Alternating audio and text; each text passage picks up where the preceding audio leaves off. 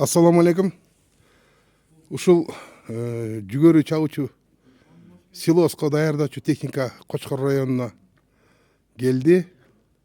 Дон 680М деген маркадагы Россельмаш фонд аркылуу келди. Биздин дыйкандарга Кумдебе айыл өкмөтүнө келди. Кумдебе айыл өкмөтү, Кочкор районунун Кумдебе айыл өкмөтүнө келди. Заманбап техника.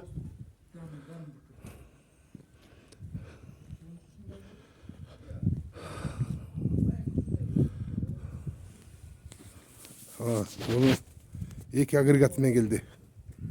Buna birinci agregatı. Kukuruzаны майдалап чабуучу. Бул болсо балоктала турган агрегаты.